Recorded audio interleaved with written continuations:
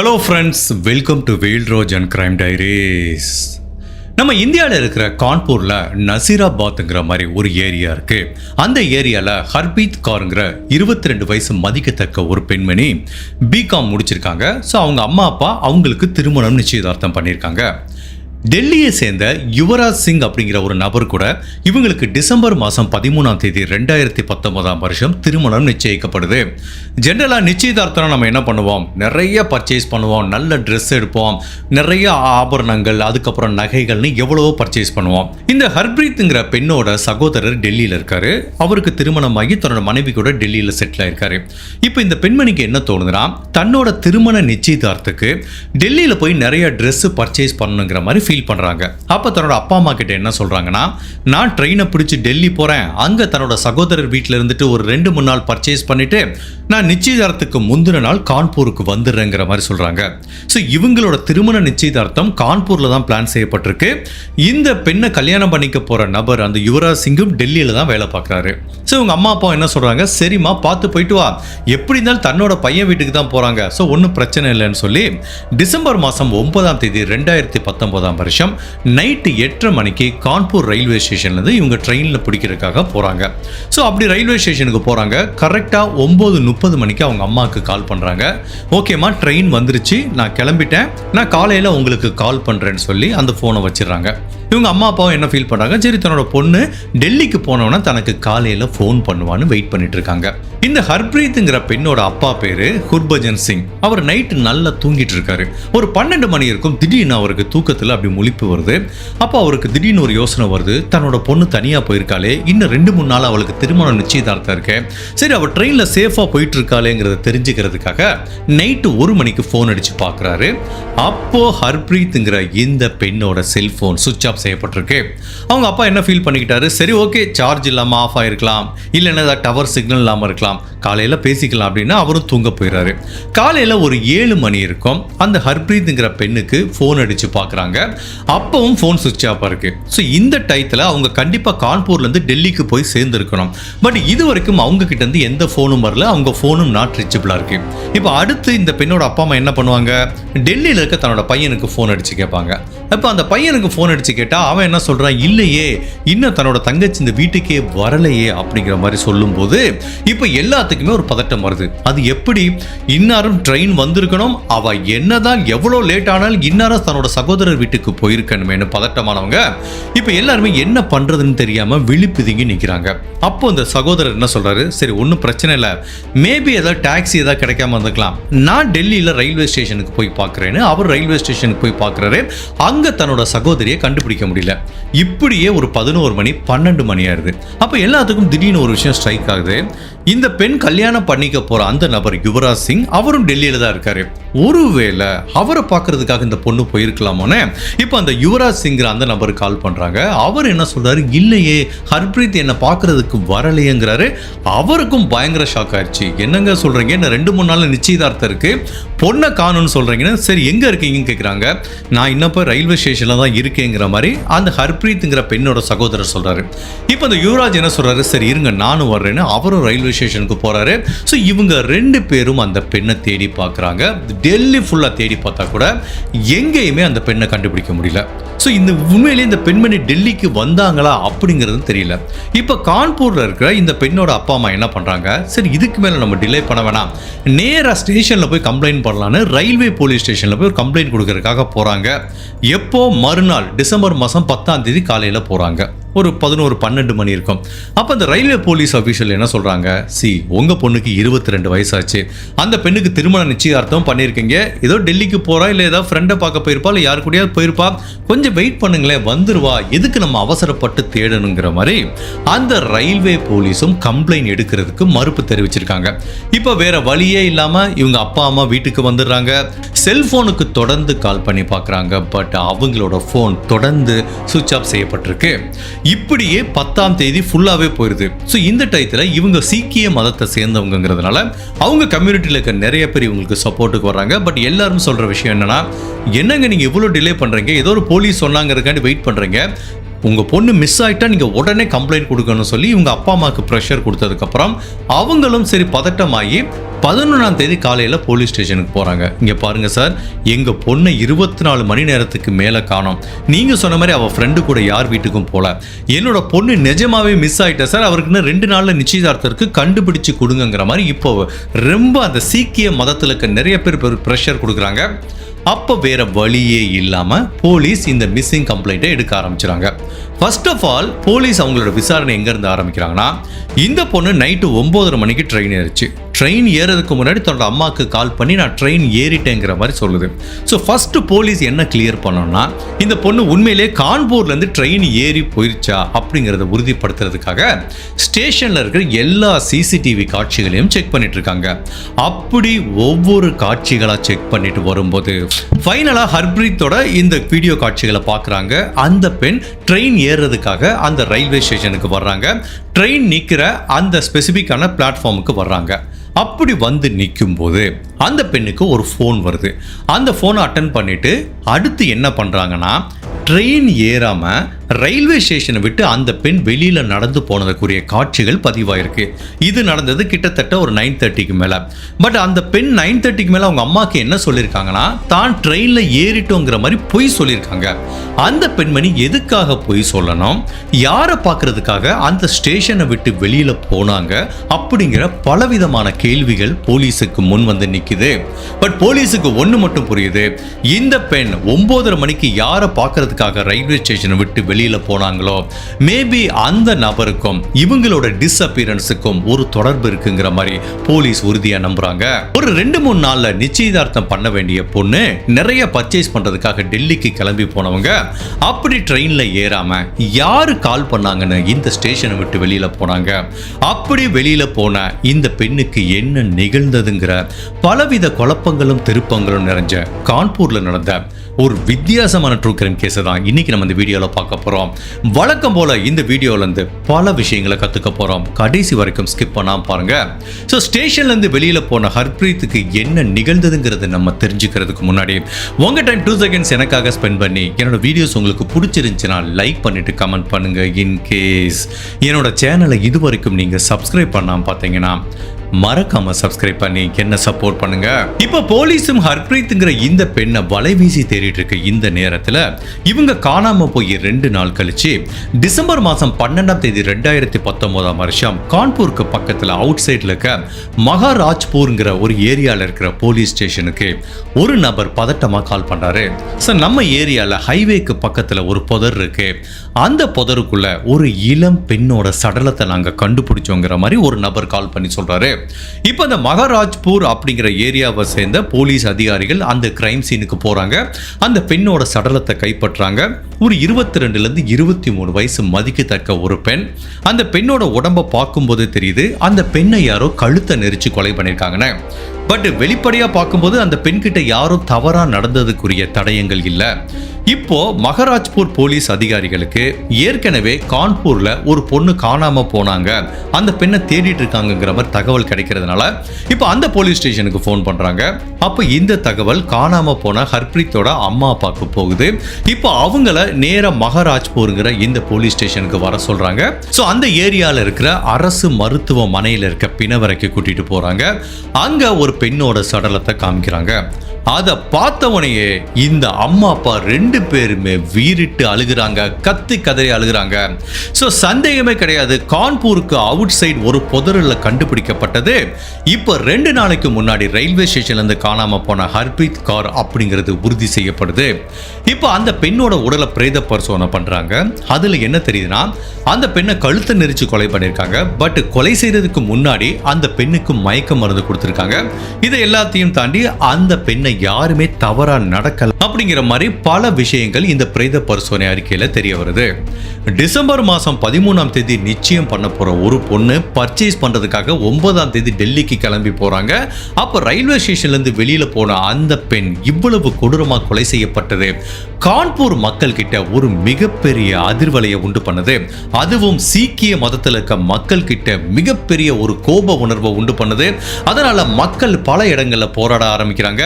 So மக்களோட அழுத்தமும் மீடியாவோட அழுத்தமும் அதிகமானதுனால இவங்களோட இந்த மரணத்தை இன்வெஸ்டிகேட் பண்ணுறதுக்காக ஸ்பெஷலாக காவல்துறையிலேருந்து ஒரு டீம் ஃபார்ம் பண்ணுறாங்க. ஸோ இப்போ அந்த டீம் அவங்களோட ஃபர்ஸ்ட் விசாரணை எங்கேருந்து ஆரம்பிக்கிறாங்கன்னா, இந்த பெண் டெல்லிக்கு ட்ரெயினில் ஏறல, 9:30 மணிக்கு ஸ்டேஷனை விட்டு வெளியில் போயிருக்காங்க. அப்படி வெளியில் போன இந்த ஹர்ப்ரீத் அதுக்கப்புறம் எங்கே போனாங்க அப்படிங்கிறத ட்ராக் பண்ண ஆரம்பிக்கிறாங்க. ஸோ இவங்க ரயில்வே ஸ்டேஷனுக்கு வெளியில் வந்ததுலேருந்து அந்த ஏரியாவில் இருக்க சிசிடிவி காட்சிகளை செக் பண்ணி பார்க்கும்போது அங்கே தான் போலீஸுக்கு ஒரு சூப்பரான பிரேக் த்ரூ கிடைக்குது. ஒரு வேகனார் கார் வந்து நிக்குது. அந்த காருக்குள்ள ஏற்கனவே 3 பேர் இருக்காங்க. அந்த 3 பேர் கூட ஹர்ப்ரீத் ரொம்ப கேஷுவலா பேசிட்டு இருக்காங்க. ஸோ ஒரு 5 நிமிஷம் பேசுறாங்க. அதுக்கப்புறம் அந்த வேகனார்ல ஏறி போனதுக்குரிய காட்சிகள் பதிவாயிருக்கு. இப்போ அந்த 3 பேரோட ஃபேஸ் கூட நல்லாவே கேமரால பதிவாயிருக்கு. இப்போ அந்த 3 பேரை பத்தியும் கொலை செய்யப்பட்ட ஹர்ப்ரீத்தோட அப்பா அம்மா கிட்ட கேட்குறாங்க. அந்த 3 பேரையும் பார்க்கும்போது அவங்களுக்கு அதுல ஒரு நபர் அடையாளம் தெரியுது.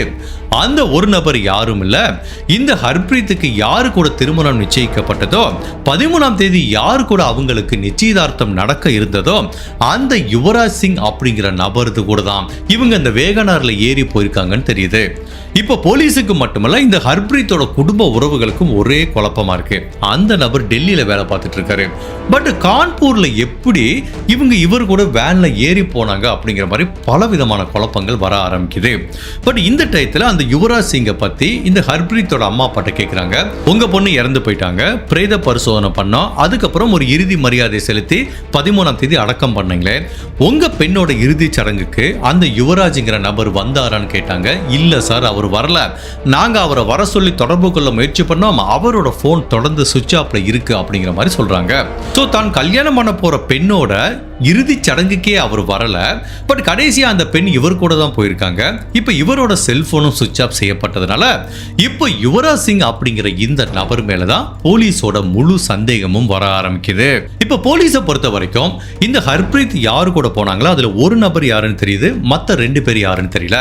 ஸோ இந்த யுவராஜ்ங்கிற நபரோட செல்போன் ரெக்கார்டை ஃபுல்லா போலீஸ் ட்ராக் பண்ணி பார்க்கும்போது அந்த நபரோட செல்போன் லொகேஷன் இந்த இன்சிடென்ட் நடந்தப்போ டெல்லியில தான் இருக்கிற மாதிரி காட்டுது. ஸோ தட் மீன்ஸ் அவர் வேற ஒரு நம்பரை யூஸ் பண்ணிருக்கலாங்கிற மாதிரி தான் போலீஸ் திங்க் பண்றாங்க. ஸோ இப்போ ஹர்ப்ரீத்ங்கிற இந்த பெண்ணோட செல்போன் டவர் சிக்னல் எதிரெல்லாம் லிங்க் ஆயிருக்குன்னு பார்க்குறாங்க.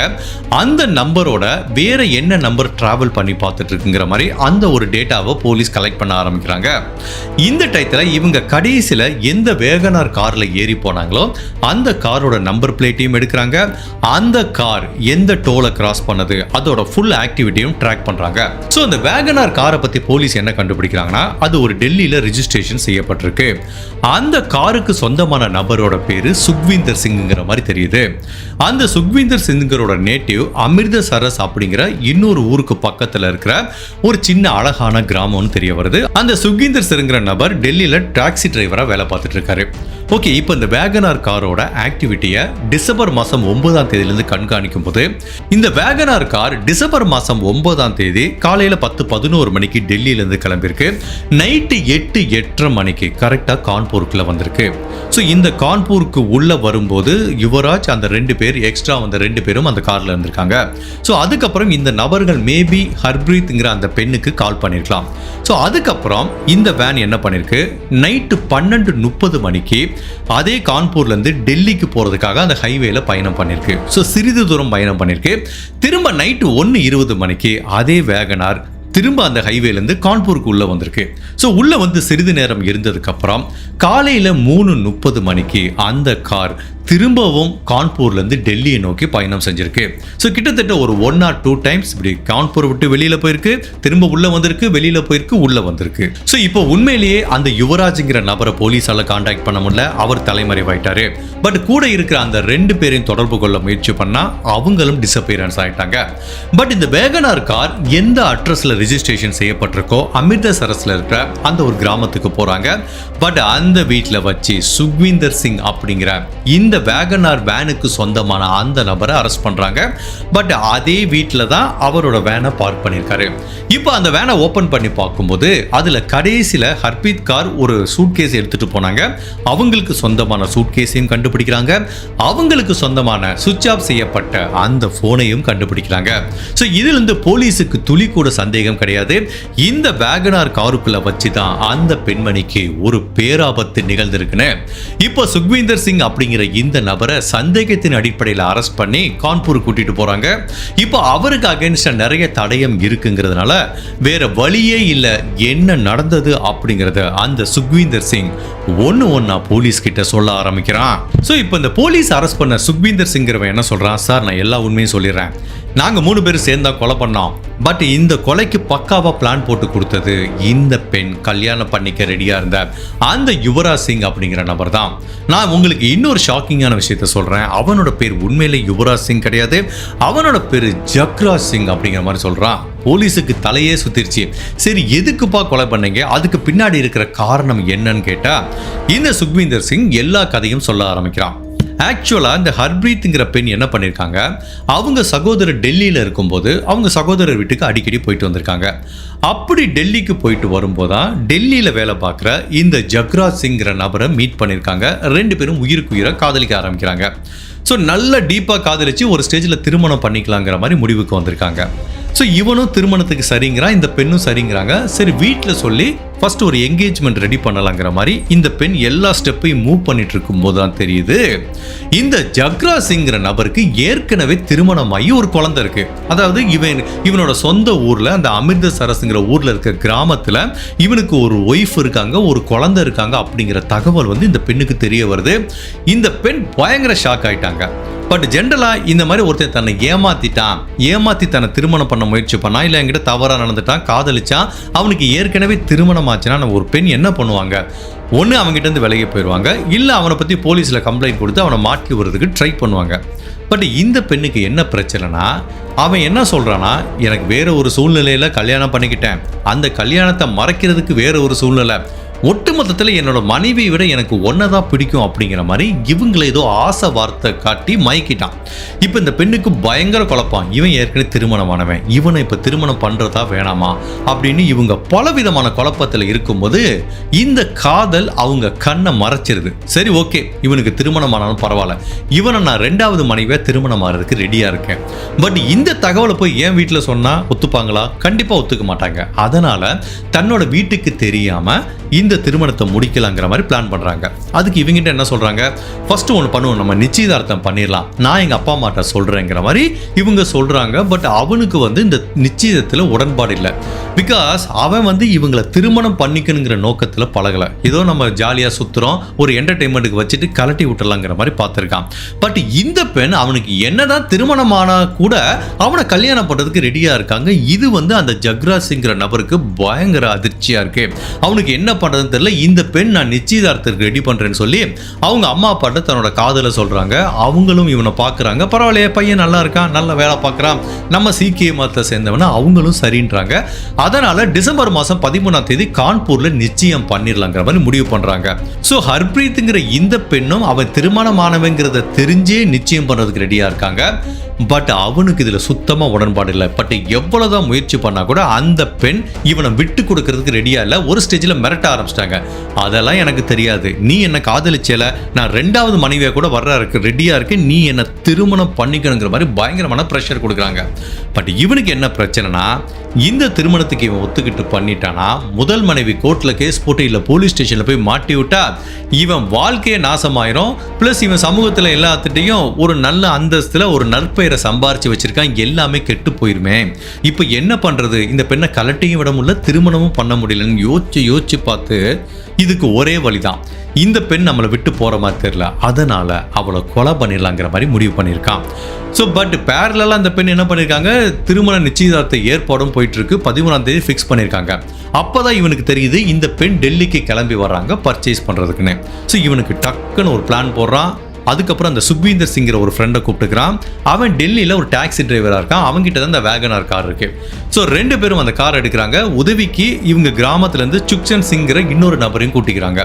ஸோ 9ஆம் தேதி காலையில் டெல்லியிலேருந்து கான்பூர் கிளம்பி வர்றாங்க. ஒரு 8-8:30 மணிக்கு ரீச் ஆகுறாங்க. பட் அப்போ தான் இவன் அந்த பொண்ணு கால் பண்ணுறான். அந்த பொண்ணு என்ன சொல்லுது, நான் டெல்லிக்கு ட்ரெயின் ஏறதுக்காக வந்துட்டு இருக்கேங்குது. அப்படியா, நான் ஒரு வேலைக்காக வந்தேம்மா, இங்கே கான்பூருக்கு வந்தேன், நானும் இப்போ டெல்லிக்கு தான் போயிட்டு இருக்கேன், நீ ஏன் ட்ரெயினில் போகிற, நம்ம கூட காரில் வா போகலாங்கிற மாதிரி கூப்பிடுறாங்க. அந்த பெண்ணை பொறுத்த வரைக்கும் இவன் நம்ம திருமணம் பண்ணிக்க போகிறவன் தானேன்னு சொல்லி போகிறாங்க. ஸ்டேஷனை விட்டு வெளியில் போகிறாங்க. பார்த்தா அந்த காரில் எக்ஸ்ட்ரா ஒரு 2 பேர் உட்காந்துருக்காங்க. இது யாருன்னு கேட்டால் என்னோட க்ளோஸ் ஃப்ரெண்டு தான், ஒன்றும் ப்ராப்ளம் இல்லை நீ வாங்குறாங்க. ஸோ இவங்க 4 பேரும் சேர்ந்து ஒரு ஹோட்டலில் போய் சாப்பிட்றாங்க. அதுக்கப்புறம் சாப்பிட்டு முடிச்சதுக்கப்புறம் ஒரு ட்ரிங்க்ஸ் வாங்கி தர்றான் அந்த பெண்ணுக்கு. அந்த ட்ரிங்க்ஸில் கொஞ்சம் கொஞ்சமாக மயக்க மருந்து கலந்து கொடுத்துட்றான். ஸோ இந்த பெண் அந்த ட்ரிங்க்ஸை குடித்தவனையே சிறிது நேரத்தில் மயக்கமாயிறாங்க. அதுக்கப்புறம் இந்த கார் எங்கே போகுதுன்னா கான்பூர்லேருந்து டெல்லி போகிற ஹைவேல வெளியில் போகுது. அதுக்கப்புறம் அங்கே ஒரு டெசர்டான இடத்துல வச்சு இந்த பெண்ணை கழுத்தை நெரிச்சு கொலை பண்ணிடலாங்கிற மாதிரி இவங்களோட நிச்சயமான அந்த ஜக்ராஜ்ங்கிற நபர் முடிவு பண்ணுறான். அப்போ கூட இவனோட கொடூர எண்ணத்தை பாருங்க. எப்படி இந்த பெண்ணை நான் கொலை தானே பண்ண போகிறேன், தனக்கு ஹெல்ப் பண்ணுறதுக்காக 2 ஃப்ரெண்ட்ஸ் வந்திருக்காங்களே, அந்த ஃப்ரெண்ட்ஸ் கிட்ட அவன் ஒரு ஆஃபர் கொடுக்குறான். அந்த பொண்ணு மயக்கமாக இருக்கான், நீ என்ன வேணாலும் பண்ணிக்கோ, என்ஜாய் பண்ணிக்கோ, ஐ டோன்ட் கேர் அப்படிங்கிற மாதிரி சொல்லியிருக்கான். பட் அந்த 2 ஃப்ரெண்டும் இல்லை நாங்கள் இதுக்கு வரல, நீ கொடுக்குற 1 லட்ச ரூபாய்க்கு வர்றோம் அப்படிங்கிற மாதிரி சொல்கிறாங்க. அதாவது இந்த கொலைக்கு உடந்தையாக இருந்தால் ஆளுக்கு 1 லட்ச ரூபா தரேன் இருக்கான். ஸோ காசுக்காண்டி தான் அதை பண்ணுறோம், இந்த தவறை நாங்கள் பண்ண மாட்டோங்கிற மாதிரி சொல்லிடுறாங்க. சரி ஓகே, உனக்கு சான்ஸ் கொடுத்தா நீ வேண்டாங்கிறேன்னு. இப்போ இந்த ஜக்ராஜ் சிங் என்ன பண்றான், அந்த பெண்ணோட கழுத்தை நெரிக்க ஆரம்பிக்கிறான். மற்ற 2 பேரும் அந்த பெண்ணோட கை கால்களை பிடிச்சிக்கிறாங்க. அந்த பெண் ஏற்கனவே மயக்கத்தில் இருக்காங்க. ஸோ மயக்கத்திலே அந்த பெண்ணோட மரணம் நிகழ்ந்துருது. இது எல்லாமே இந்த கான்பூர் உள்ள ரீஜியனில் வச்சு நடக்குது. அதுக்கப்புறம் அந்த உடலை டிஸ்போஸ் பண்ணுறதுக்காக டெசர்டட் ஏரியாவில் அந்த மகாராஜ்பூருங்கிற ஏரியாவில் இருக்க ஒரு புதற்குள்ளே போய் அந்த பெண்ணோட உடலை தூக்கி போடுறாங்க. அவங்களுக்கு சொந்தமான எல்லா பிளாங்கிங்ஸையும் எடுத்து இவங்க காரில் வச்சுக்கிறாங்க. அதுக்கப்புறம் திரும்ப அந்த டோல்லேருந்து வெளியில் வந்து காலையில் ஒரு 3:30 மணிக்கு இவங்க கான்பூர்லேருந்து டெல்லிக்கு போகிறாங்க.